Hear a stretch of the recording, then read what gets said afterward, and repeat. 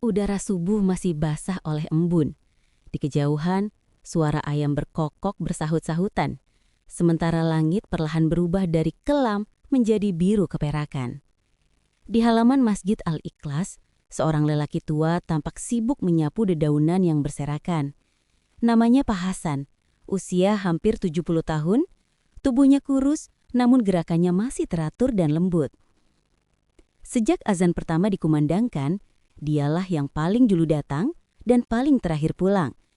Ia membuka pintu, menyalakan lampu, mengepel lantai, menata sajadah, dan memastikan setiap sandal jamaah tersusun rapi di rak. Semua dikerjakan tanpa diminta, tanpa keluhan, dan tanpa upah lebih. Bagi jamaah yang datang setiap hari, Pak Hasan hanyalah satpam masjid, orang tua sederhana yang selalu tersenyum dan menunduk. Tak banyak yang tahu kisah hidupnya, bahkan tak ada yang tahu di mana ia tinggal. "Pak Hasan, tolong ambilin sandal saya, jangan sampai ketuker ya," kata seorang pemuda dengan nada seenaknya. "Iya nak," jawabnya lembut sambil tersenyum. Kadang ada jamaah yang memandang rendah. "Kasihan ya, udah tua masih kerja jaga masjid." Yang lain menimpali. "Paling juga karena butuh makan, makanya mau kerja apa aja." Pak Hasan hanya diam.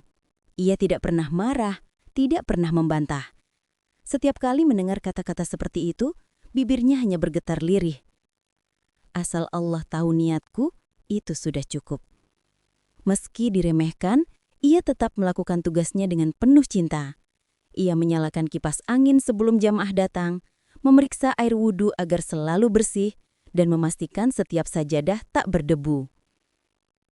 Di sela kesibukannya, ia sering duduk di pojok masjid, memandang gubah yang dulu pernah ia bantu bangun dengan tangannya sendiri. Wajahnya tampak teduh, matanya basah oleh kenangan. Tak seorang pun tahu, di balik kesederhanaannya, tersimpan kisah panjang tentang pengorbanan, keikhlasan, dan rahasia besar yang nyaris terlupakan. Dan setiap kali ia menatap masjid itu, hatinya selalu berbisik pelan. "Ya Allah, biarlah aku hanya penjaga pintu di dunia, asal Engkau bukakan pintu syurga untukku kelak." Puluhan tahun silam, jauh sebelum uban memenuhi rambutnya, Pak Hasan adalah seorang petani sederhana. Hidupnya bersahaja, tapi hatinya lapang. Ia memiliki sebidang tanah di pinggiran desa. Tak luas, namun cukup untuk menanam padi dan menafkahi keluarganya. Tanah itu adalah warisan dari ayahnya, satu-satunya peninggalan berharga yang ia miliki. Suatu sore, seorang ustadz muda datang ke rumahnya. Wajahnya letih, tapi semangatnya besar.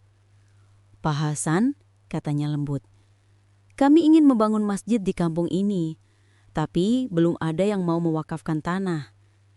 Pak Hasan terdiam lama.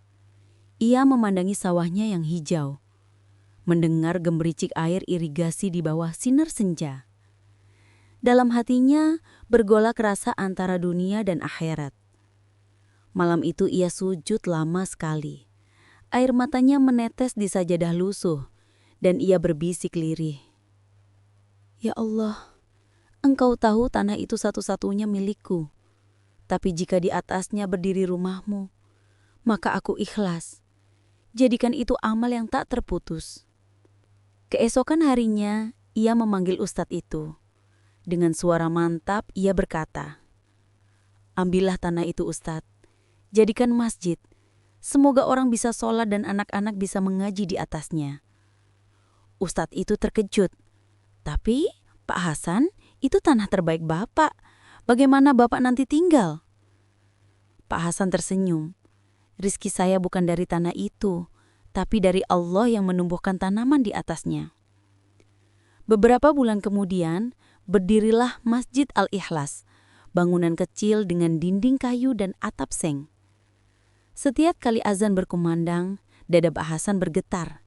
Ia melihat anak-anak berlarian menuju masjid sambil membawa Al-Quran kecil, dan hatinya penuh syukur. Namun, waktu berjalan cepat. Tahun berganti, pengurus masjid pun berganti. Banyak jemaah baru datang, tak ada lagi yang tahu siapa yang dulu memakafkan tanah itu. Nama Pak Hasan perlahan menghilang dari ingatan. Yang tersisa hanyalah seorang lelaki tua yang kini menjaga pintu masjid, tanpa seorang pun tahu bahwa ia dulu yang menyerahkan tanah suci itu dengan penuh keikhlasan. Waktu berlalu. Masjid Al-Ikhlas yang dulu sederhana kini menjelma megah. Kubahnya berlapis warna emas, lantainya berkilau marmer putih, dan pengeras suaranya menggema hingga ke ujung kampung. Jamaah semakin ramai, datang dari berbagai tempat. Tapi seiring kemegahan itu tumbuh, kesederhanaan dan rasa hormat perlahan memudar. Pengurus lama sudah wafat, digantikan oleh orang-orang baru. Mereka lebih muda, berpendidikan, dan banyak di antara mereka adalah orang berada. Dalam rapat pengurus, nama Pak Hasan jarang disebut. Ia dianggap hanya bagian kecil dari masjid, sekadar penjaga kebersihan dan keamanan. Pak Hasan biar tetap kerja di sini. Kasihan kalau nggak ada penghasilan. Ujar salah satu takmir dengan nada belas kasihan. Yang lain menimpali. Iya, tapi gajinya kecil saja. Lagi pula dia sudah tua. Pak Hasan tak pernah keberatan. Ia hanya tersenyum dan menjawab, "Saya senang bisa dekat dengan rumah Allah. Itu sudah cukup bagi saya." Namun seiring waktu, sikap jamaah terhadapnya berubah.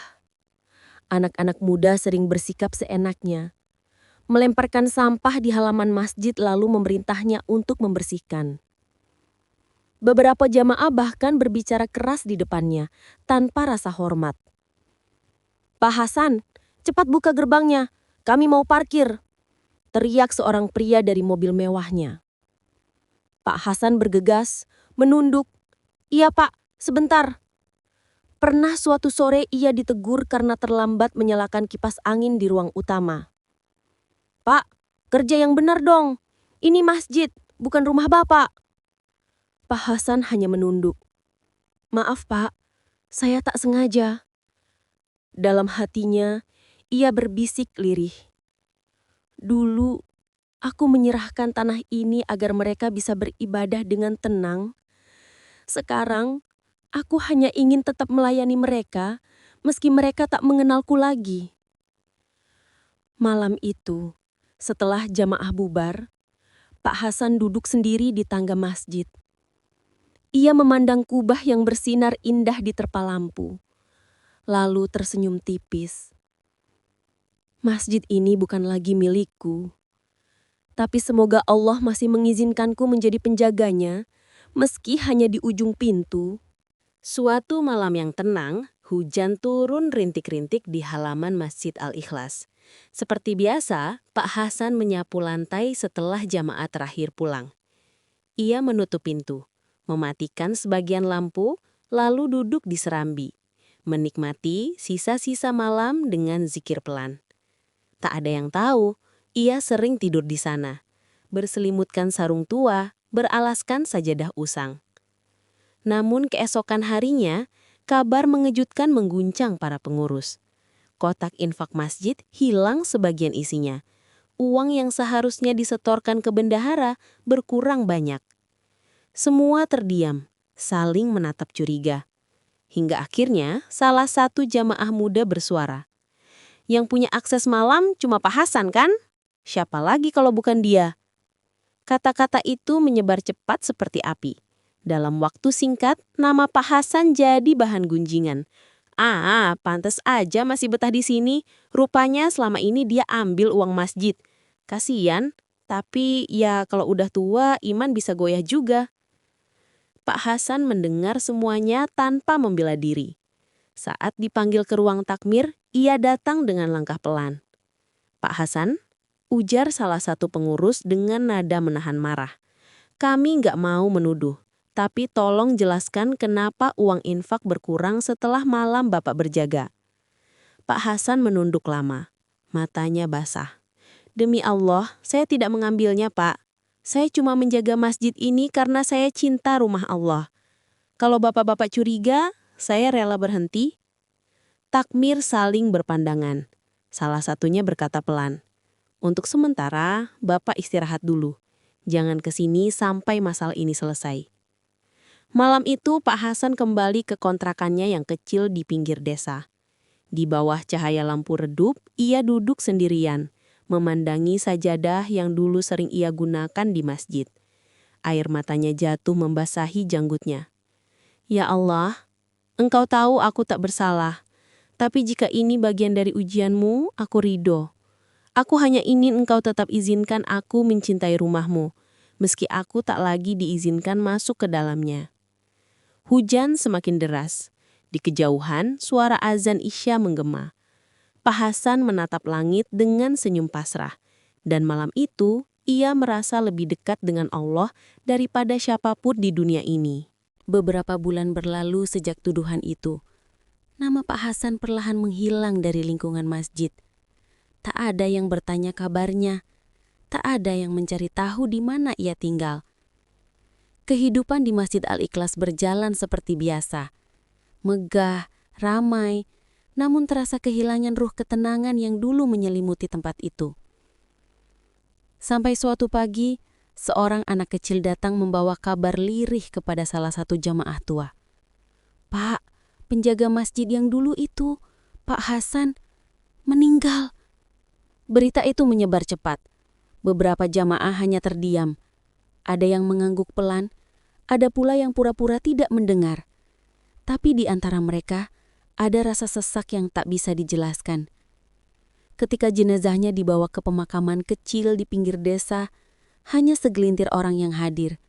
2 tetangga kontrakannya, seorang ustadz muda dan seorang notaris yang membawa map coklat.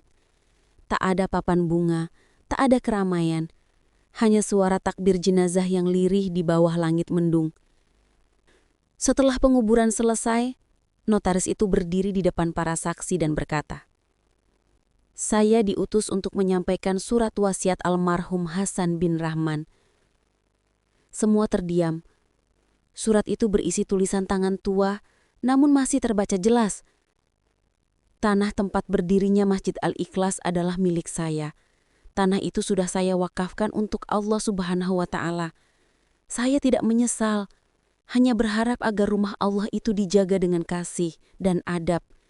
Jangan ada yang merasa lebih tinggi di hadapannya. Sebab semua sama, hanya hamba." Air mata ustadz muda itu jatuh tanpa bisa ditahan. "Jadi, beliaulah pemilik tanah wakaf itu," bisiknya lembut. Para jamaah yang dulu menuduhnya kini menunduk dalam diam. Ada yang menangis terisak, ada yang memejamkan mata menahan sesal. Tapi di antara mereka, ada rasa sesak yang tak bisa dijelaskan. "Kita telah menuduh orang yang paling mulia di antara kita," kata salah satu dari mereka dengan suara bergetar. Sore itu di pemakaman sederhana itu, banyak hati yang hancur. Mereka baru menyadari lelaki tua yang sering mereka hina ternyata adalah pemberi terbesar bagi rumah Allah yang mereka agungkan. Beberapa minggu setelah kepergian Pak Hasan, suasana Masjid Al-Ikhlas tak lagi sama. Setiap kali jamaah datang untuk sholat, mereka seperti merasakan sesuatu yang hilang. Keteduhan yang dulu terasa, kini berganti dengan keheningan yang penuh penyesalan. Takmir baru segera mengadakan rapat.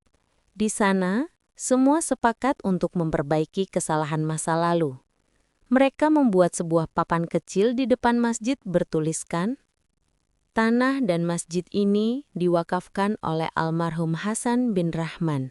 Semoga Allah merahmatinya dan menjadikan keikhlasannya cahaya bagi kita semua." Tulisan sederhana itu membuat banyak orang berhenti sejenak sebelum melangkah masuk. Sebagian menunduk, sebagian meneteskan air mata. Sejak hari itu, jamaah mulai berubah. Mereka berbicara lebih lembut kepada marbot, menyapa satpam dengan senyum, dan tidak lagi memandang rendah siapapun yang bekerja di rumah Allah. Ustadz muda yang dulu mengenal Pak Hasan, kini sering menceritakan kisahnya dalam setiap khutbah Jumat. Dengan suara bergetar, ia berkata, Kita pernah punya penjaga masjid yang sejati. Ia bukan hanya menjaga pintu, tapi menjaga kehormatan rumah Allah dengan hatinya yang bersih. Jangan ulangi kesalahan kita. Jangan remehkan siapapun di rumah Allah. Malam-malam tertentu, beberapa jamaah mengaku bermimpi melihat Pak Hasan. Dalam mimpi itu, ia duduk di serambi masjid, tersenyum, mengenakan baju putih bersih sambil menyapu lantai. Tak ada kata-kata, hanya senyum damai yang menenangkan hati. Sejak saat itu, Masjid Al-Ikhlas benar-benar hidup dengan makna namanya, tempat yang dibangun dan dijaga oleh keikhlasan. Dan setiap kali angin malam berhembus melewati pintu masjid, terdengar samar-samar seperti bisikan lembut. Masjid ini bukan milikku, bukan milikmu, tapi milik Allah. Jagalah dengan hati yang bersih, sebagaimana dulu aku menjaganya. Lampu-lampu masjid berkilau indah malam itu, seolah ikut bersaksi bahwa di antara sekian banyak jamaah yang datang dan pergi, pernah ada satu lelaki tua bernama Hasan yang mengajarkan arti pengabdian tanpa pamrih dan keikhlasan yang tak pernah padam bahkan setelah jasadnya tiada.